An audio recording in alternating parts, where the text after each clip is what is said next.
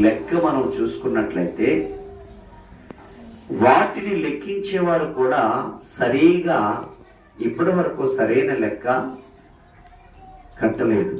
ఏదో కొంత కొలమాన ప్రకారము కడుతున్నారు తప్ప అది ఎక్కడుందో దాని పరిమాణం ఎంతుందో కూడా ఎవరికి అర్థమో కావడం లేదు.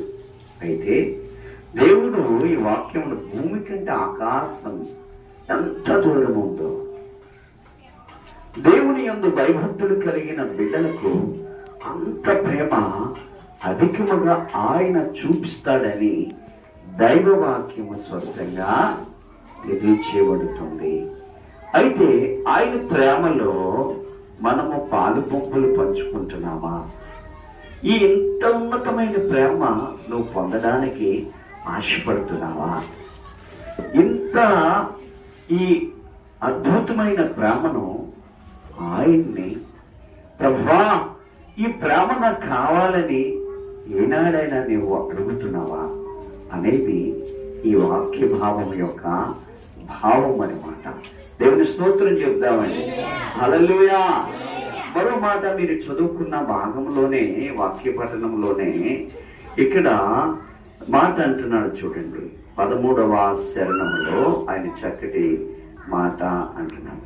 తండ్రి తన కుమారుని ఎడల జాలిపడినట్లు యెహోవా తన యందు భయభక్తులు గల వారి ఎడల జాలిపడును.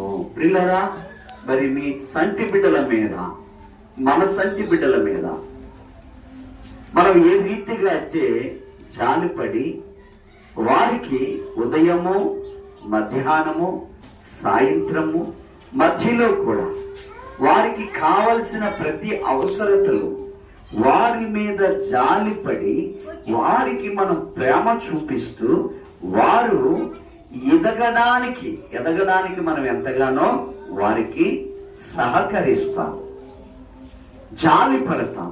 అలాగే సంటి బిడ్డల మీద మీరు జాలి పడినట్లు రీతిగా దేవాతి దేవుడు మన అందరి మీద జాలి పడతాడని వాక్యము స్పష్టంగా తెలియచేయబడుతుంది. అంటే దేవునికి మనం ఎట్లా ఉంటున్నాము ఒకసారి చూడండి. మనం పెద్దవారు అయిపోవచ్చు, తాత అవ్వచ్చు, అమ్మమ్మ అవ్వచ్చు, నానమ్మ అవ్వచ్చు.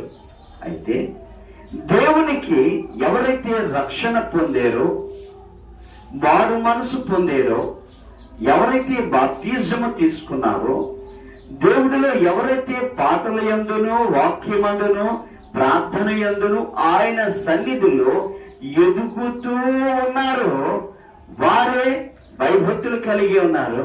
వారి ఎడల దేవుడు జాలి పడి ఉంటానని దేవుని యొక్క వాక్యము అర్థమన్నమాట. దేవుని స్తోత్రం. హల్లెలూయా. ఈ రోజు ఇంకా చదువుకున్న కీర్తన భాగంలో 14వ శరణములో మనం ఒక మాట తెలియపరుచుకుందాము. మనము నిర్మించబడిన రీతి ఆయనకి తెలిసే ఉన్నది. మనం మట్టివారమని ఆయన జ్ఞాపకం చేసుకొనిచున్నాడు. ఎంత చక్కటి మాట. మనం ఎట్లా రూపించబడ్డాము, ఏ రీతిగా ఆయన మనల్ని నిర్మించాడు, ఏ రీతిగా మన యొక్క బాడీలోనికి, మన శరీర భాగంలోనికి ఆయన జీవాయువును ఏ రీతిగా ఊదాడు ఆయన జ్ఞాపకం చేసుకుంటున్నాడు అన్నమాట. మనంతా మట్టివారం అంట. ఎంతకాలం మట్టివారం. దేవుని చక్కటి మాట. మనము మట్టివారమని ఆయన జ్ఞాపకం చేసుకొనుచున్నాడు. ఆయన జ్ఞాపకం చేసుకున్నాడు కానీ మనం ఇక్కడే స్టాండర్డ్ గా ఉండిపోతాం అనుకుంటాం. ఏమండి అనుకుంటాం కదా, ఇల్లు నాది, ఈ బిల్డింగ్ నాది, ఈ భూమి నాది, ఈ బట్టలు నాది, ఈ ఆస్తి నాది, బంగారం నాది, ఇదంతా నాది నాది నాది అనుకుంటున్నాం కానీ నీదనేది ఏనాడు కూడా ఇక్కడ లేనే లేదు. నువ్వు ఎలాగొచ్చావో అలాగే వెళ్ళడానికి మనం సిద్ధపడాలి. అయితే అంటున్నాడు, నువ్వు వెళుతూ నీ వెంబడి, అంటే నీ కూడా వచ్చేవి నీ క్రియలో మాత్రమే. అందుకనే నమ్మకముగా ఉండాలంట ఆయనకి. ఆయన ఏదో భయభక్తులు కలిగి నువ్వు జీవకి రాజ్యం పొందాలనుకున్నట్లయితే, నీ దేవుని దగ్గర నువ్వు బహుమానము పొందుకోవాలంటే నువ్వు మట్టివారని తెలుసుకొని ఆయన మరణము వరకు ప్రకటనలో అంటున్నాడు కదా, మరణం వరకు నమ్మకముగా ఉంటేనంట ఆయన ఏమిస్తాడట, జీవ కిరీటాన్ని ఇస్తానని వాక్య భాగము తేట తెల్లగా తెలియచేయబడుతుంది. మరో మాట మనం చూసుకున్నట్లయితే చదివిన కీర్తన భాగమే, ఇంకా మనం సబ్జెక్టులోకి వెళ్ళలేదు. చదివిన కీర్తన భాగము 15వ శరణములో, నరిని ఆయువు గడ్డి వలెనున్నది, అడవి పువ్వు పోయినట్లు వాడు పోయేను అంటున్నారు. పిల్లరా, ఎంత చక్కటి మాట. నరుని ఆయువు అంట గడ్డి వలె ఉన్నదట. గడ్డి చూడండి, మనం చూస్తూ ఉంటుంటే అది పచ్చగానే ఉంటది, మరలా అది ఏమైపోతుంది, మరో క్షణాన్ని అది ఎండిపోతుంది. అట్లాంటిది మన ఆయుష్ కూడా, నరుని ఆయుష్ గడ్డి వలె ఉన్నదట. ఇది మనం తెలుసుకోవడం లేదు. మనం ఉంటాము, ఎన్నో సంవత్సరాలు ఉండిపోతాం ఇక్కడ, ఎన్నో విధాలుగా ఉంటాం, ఎన్నో చేయొచ్చు అని మన ఆలోచన, మన తలంపు, మన ఉద్దేశాలు అన్ని ఉంటాయి. కానీ ఇవన్నీ కూడా ఒట్టివే. అవును కదా? మీ జీవితం విలువైనది, నరులారా రందని సెలవైనది, దేవుని సెలవైనది. సిద్ధపడినావా శివరయాత్రకు, శివరయాత్రకు, యుగ యుగాల దేవునితో ఉండుటకు, నీవు ఉండుటకు. ఈ జీవితం విలువైనది, నరులారా రందని సెలవైనది, దేవుని సెలవైనది. దేవుని స్తోత్రం, హల్లెలూయా. ఈ జీవితము చాలా విలువైనదట. ఈ గడ్డి పువ్వు లాంటి, ఈ గడ్డి లాంటి జీవితము చాలా విలువైనది. ఈ కొద్ది కాలం ఉన్నప్పటికీ నీ క్రియలను బట్టి, నీ ఉద్దేశాలను బట్టి, నీ తలంపులను బట్టి ఆయన దగ్గర నువ్వు బహుమానం పొందుకోవాలనుకున్నట్లయితే ఈ జీవితం ఎంతో విలువైనదట. ఈ విలువైన జీవితానికి నీవు ఇలువ కట్టలేవు. ఆ ఇలువ కట్టాలన్నది నీ జీవితానికి దేవుడు ఒక్కడే. దేవుని స్తోత్రం, హల్లెలూయా. ఈరోజు ఇప్పటి వరకు మనం తెలియపరుస్తున్నారన్నమాట. అయ్యా, నువ్వు బలిపీఠం మీద సమర్పించే ఆయిల్, నూనె ఎట్లాంటి తేవాలంటే అంటున్నాడు కదా, కరెక్ట్ గా ఆ ప్రదీపము, ఆ బలిపీఠం మీద వెలిగే దీపానికి నీవు దంచి తెచ్చిన ఒలివ నూనె తేవాలని ఇక్కడ యాజకులు ఆర్డర్ వేసారనమాట. దేవుని స్తోత్రం చెప్పండి, హల్లెలూయా. దంచి తెచ్చినంటే నూనె గింజలను, ఒలివ గింజలను ఏం చేస్తారు, ఆ దినాలలో ఏం చేసేవారండి, దంచి తీసుకుని రావాలని యాజకుల యొక్క ఆర్డర్. దంచి తేడం అంటే వాటిని నలగా గొట్టుట. పిల్లరా, నలగొట్టితే వాటిలో నుండి ఆయిల్ వస్తుందని వాక్యము తెలియచేయబడుతుంది. పిల్లరా, ఈ లోకంలో మనము ఉంటున్న రకరకాల క్రియల చెప్పిన మన హృదయము అనే గింజ కఠినమైపోయింది. అవునా కదా? కఠినమైపోయింది. రకరకాల వ్యసనాలతో, రకరకాల పాపాలతో, రకరకాల ఉద్దేశాలతో, రకరకాల తలంపులతో, రకరకాల పనులతో హృదయం అనే ఒలివ గింజ గట్టిదై పోవడము ద్వారా నిన్ను వాక్యము ద్వారా దంచమంటున్నాడు. దేవుని స్తోత్రం, హల్లెలూయా. నీ హృదయాన్ని దంచి నలగగొట్టి నీలో పరిశుద్ధత తీసుకొని వచ్చిన తర్వాత వాక్యము ద్వారా నీ హృదయాన్ని వెలిగించమంటున్నాడు. అందరు చెప్పకూడదు ఈ సమయంలో, అందరు చెప్పకూడదు ఈ సమయంలో. వెలిగించమంటున్నాడు. నువ్వు వెలిగిస్తున్నావా? ఆ రీతిగా నువ్వు వెలిగిస్తే, ఆ రీతిగా నువ్వు జీవిస్తే, ఆ రీతిగా ఒలివ కాయలలో ఉంటున్న గింజను నలగగొట్టిన రీతిగా నీ హృదయాన్ని నీవు వాక్యము ద్వారా నలగగొట్టి పరిశుద్ధతను నీవు పిండితే నీలో ప్రతి మాట కూడా దేవుడించాడు. దేవుని స్తోత్రం చెప్దామండి. హల్లెలూయా. అందుకని ఆనాటి కాలంలో నిర్గమ కాండంలో యాజకులు చెప్పిన రీతిగా విశ్వాసులందరూ కూడా ఇట్లా తైలాన్ని తయారు చేసి ఆ యొక్క బలిపీఠం మీద వేయడానికి ప్రతి వారు కూడా సిద్ధపడేవారనమాట. పవిత్రముగా సిద్ధపడి ఆ బలిపీఠం మీద ఉంటున్న ఆ దేవుని యొక్క ప్రదీపానికి ఆ ఉలివ నూనె పోసి వెలిగించేవారు. దేవుని స్తోత్రం చెబుతామండి. హల్లెలూయా.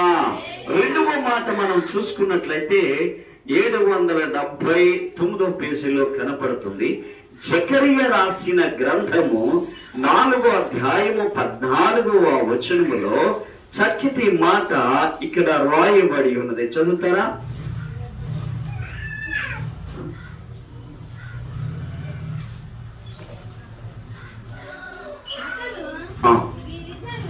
వీరిద్దరు సర్వలోకనాథుడగు యెహోవా యొద్ద నిలవబడుచు తైలము. దేవుని స్తోత్రం. హల్లెలూయా. ప్రియులారా, నువ్వు బలిపీఠం వద్ద నిలిచి ఉండాలని, నువ్వు బలిపీఠం దగ్గర నిలిచి ఉండి దేవుడి యొక్క వెలుగుతున్న ఆ యొక్క ప్రదీపములోనికి నీవు నిలిచి ఉండి బలిపీఠం యొద్ద ఆ తైలాన్ని పోయడానికి నువ్వు సిద్ధంగా ఉండినట్లయితే, దేవుని స్తోత్రం. హల్లెలూయా. ఈ లోకంలో నువ్వు ఉంటూ, ఈ లోకంలో నువ్వు జీవిస్తూ, ఈ యొక్క 10 మందిలో నువ్వు నిలువబడి నువ్వు సాక్ష్యం చెప్పాలన్నా, నువ్వు పాటలు పాడాలన్నా, నువ్వు దేవుని సన్నిధిలో ఉండాలన్నా, ఆయన సన్నిధిలో నిలువబడాలంటే నీలో ఈ పాపాలన్నీ కూడా ఏం చేయాలండి? నలగగొట్టుకొని ఆయన సన్నిధిలో నిలువబడడానికి నువ్వు ప్రార్థన ద్వారా నిలువబడి ఉండాలి. దేవుని స్తోత్రం. హల్లెలూయా. అతి మాదిరిగా నిలువబడి ఉంటే, యాజకులు నిలువబడిన రీతిగా ఈ రోజు మందిరంలో నీవు నిలువబడి ప్రార్థనలో జీవించినట్లయితే, నీవు ప్రార్థనలో జీవించినట్లయితే, దేవుని వాక్యములో జీవించినట్లయితే, ఆయన మందిరములో నీవు నిలువబడితే దేవుడు నిన్ను మెండుగా ఆశీర్వదిస్తాడని దేవుని యొక్క వాక్యము తేట తెల్లగా తెలియచేయబడుతున్నది. మొట్టమొదట ఆయన సన్నిధిలో నువ్వు రావాలంటే, ఆయన బలిపీఠము దగ్గరికి నీవు నూనె తీసుకుని రావాలంటే నీ హృదయాన్ని ఏం చేసుకోవాలండి? ఏం చేసుకోవాలి? నలగొట్టుకోవాలి. రెండవది, ఆయన సన్నిధిలో ఉండాలంటే నీవు నలగొట్టుకున్న హృదయాన్ని వాక్యము ద్వారా నలగొట్టుకొని ఆయన సన్నిధిలో వెలిగే దీపములను నువ్వు నిలువబడి ఉండాలంటే దేవుని సన్నిధిలో నువ్వు నిలబడి ఉండాలి. నీలో వెలుగని పరిశుద్ధత కనిపించాలి. దేవుని స్తోత్రం చెప్తామండి. హల్లెలూయా. హల్లెలూయా. మరి వాక్య భాగాన్ని మనం చూసుకున్నట్లయితే అపొస్తలుల కార్యాలలో 10వ అధ్యాయము 38వ వచనములో చక్కటి మాట కూడా రాయబడి ఉన్నది. అదేదనగా దేవుడు నజరేయుడైన యేసును పరిశుద్ధాత్మతోను శక్తితోను అభిషేకించినదై దేవుడు ఆయనకు తోడైండున గనుక ఆయన మేలు చేయుచు అపవాది చేత పీడింపబడిన వారందరినీ స్వస్థపరచుచు సంచరించుచుండెను. దేవునికి స్తోత్రం. హల్లెలూయా. హల్లెలూయా. అదేమనగా ఆనాటి కాలంలో 2020 సంవత్సరముల ముందు ఆనాటి కాలములో యేసు ప్రభుల వారు ఏ రీతిగా ఉన్నారంటే వాక్యము తేటతెల్లగా తెలియచేయబడుతుంది. యేసు పరిశుద్ధాత్మతోనూ శక్తితోనూ అభిషేకింపబడిన వాడే. దేనితో అభిషేకించబడాలి చెప్పండి మనము? అయ్యా చెప్పండి. పరిశుద్ధాత్మనే శక్తితో నీవు నేను ఈ దినాన్ని అభిషేకించబడాలి. దేవుని స్తోత్రం చెప్తామండి. హల్లెలూయా. ఆనాటి దినములలో యేసు ప్రభుల వారు పరిశుద్ధాత్మ శక్తితో దేవుని ద్వారా అభిషేకింపబడిన వాడే. ఎవరినెవరిని పట్టి పీడిస్తున్నా సాతాను యొక్క శోధనల నుండి స్వస్థత చేయాలని వేస చేయగల వారిని, మోగవారిని, కళ్ళు లేని వారిని, కుంటి వారిని, గుడ్డి వారిని, మాటలు లేని రాని వారిని, వీరినందరినీ కూడా దేవుని యొక్క పరిశుద్ధాత్మ శక్తితోనూ ఆత్మతోనూ యేసు ప్రభుల వారు నింపబడి ఉన్నారు కాబట్టి వారిని అందరినీ కూడా స్వస్థపరుస్తూ ఆనాటి ఆ ప్రాంతాలలో సంచరిస్తూ అనేక మందిని ప్రభు యొక్క మార్గంలో నడిపిస్తూ ఆయన ముందుకు వెళ్ళారంట. అందరూ కూడా చెప్పకూడదు. దేవుని స్తోత్రం. హల్లెలూయా. ఈనాడు నువ్వు ఏ రీతిగా ఉంటున్నావు? వాక్యము తెలిసిన నీవు, పరిశుద్ధాత్మలో ఉంటున్న నీవు, పాటలు పాడుతున్న నీవు, వాక్యం చెప్తున్న మనము ఎలా ఉంటున్నాము? ఈనాటి కాలంలో ఏ రీతిగా జీవించబడుతున్నాము? ఏ రీతిగా ఉంటున్నాము? నువ్వు నూనెతో నీ హృదయాన్ని ఇక్కడ అంటున్నాడు. నూనె దంచిన నూనె అచ్చు ఒలివ నూనె తెచ్చినట్లుగా నువ్వు దంచబడుతున్నావా? నీ హృదయాన్ని నలగొట్టుకుంటున్నావా? నువ్వు నలగొట్టుకుంటే నీ హృదయం శుద్ధిగా ఉంటుంది. అవునా కదా?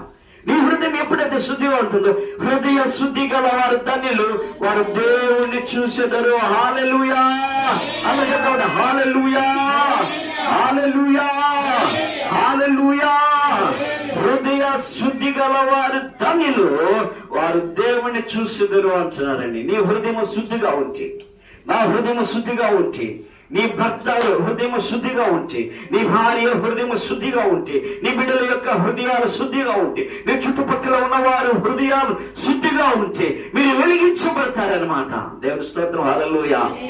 నువ్వు వెలిగించబడుతున్నావా? ఒకసారి ఆలోచన చేసుకో. నువ్వు వెలిగించబడుతున్నావా? ఒకసారి మన జీవితాలు మనం పరిశీలించుకుందాం. మరో వాక్యాన్ని చూద్దాం. చూడండి. యోహాను సువార్త 8వ అధ్యాయము 12వ వచనములో చక్కటి మాట రాయబడింది. కొత్త నిబంధన గ్రంథము యోహాను సువార్త 8వ అధ్యాయము 12వ వచనాన్ని చదువుతారా? రైట్, చదవండి. 8వ వచనాన్ని కూడా ప్రభు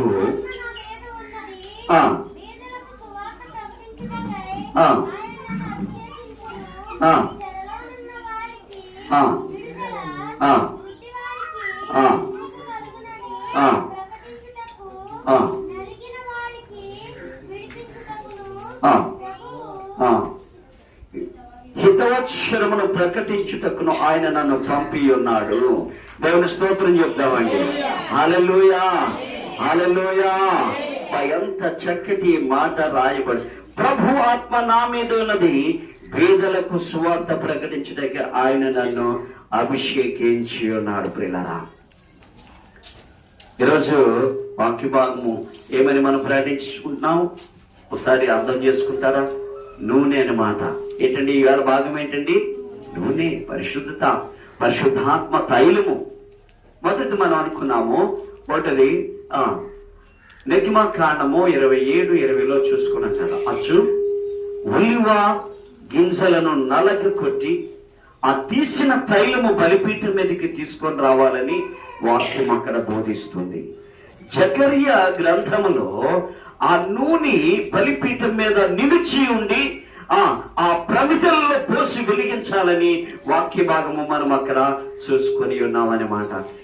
మూడవది చూసుకున్నట్లయితే కొత్త నిబంధన గ్రంథము రాబోడికి పరిశుద్ధాత్మ దేవుడైన యేసు ప్రభులు వారు పరిశుద్ధాత్మ శక్తితోను దేవుడి యొక్క శక్తితోను నిలువబడి అనేక మందికి అందరికీ కూడా వాక్యము బోధించినట్లు వాక్య భాగాన్ని మనము తెలియజేసుకున్నాం. ఈ పరిశుద్ధాత్మ దేవుడే పేదలకు వాక్యము ప్రకటిస్తూ గుడ్డివారిని, కుంటివారిని, మూగవారిని, చేతులు లేని వారిని, కాళ్ళు లేని వారిని, ఆశీర్వాదం లేని వారికి అనేక మందిని దీవిస్తూ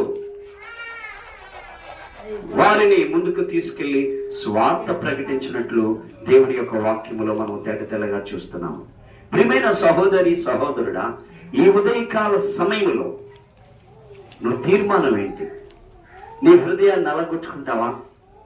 నువ్వు తైలముగా నీ హృదయాన్ని అంటున్నాడు కదా, విరిగి నలిగిన హృదయమే నాకు ఇష్టమైన పని అంటున్నాడు. నువ్వు ఏదేదో తేవాలని కానీ విరిగి నలిగిన హృదయమే ఆయనకి ఇష్టమైన పని అంట. ప్రియమైన సహోదరి సహోదరులారా, ఈ ఉదయకాల సమయంలో దేవా నాకు విరిగి నలిగిన హృదయం దయచేయవా.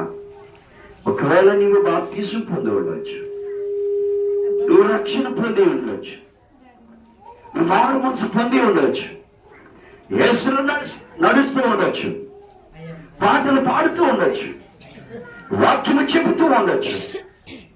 ఆయన పరిశుద్ధమైన వెలుగును నీలో కనపరచకపోతే వ్యర్థము వ్యర్థము సమస్తము వ్యర్థము. పిల్లరా, మోకరిందాము మోకరిందాము దేవుడిని అడుగుదాం, పరిశుద్ధాత్మ దేవుడిని అడుగుదాం. యేసయ్యా, నాలో వెలిని కలగని నా హృదయాన్ని నేను తరుచుతాను, వాక్యము ద్వారా నలగొట్టుకుంటాను నా హృదయాన్ని, వాక్యము ద్వారా నలగొట్టుకొని ప్రభా నీ బంగారు సన్నిధిలో నేను ఒప్పుకుంటాను. ప్రభా, నాలో ఏదైనా లోపం ఉంటే సరిచేవా తండ్రి, నాలో లోపం ఉంటే సరిచేవా ప్రభా, నాలో లోపం ఉంటే సరిచేవా తండ్రి.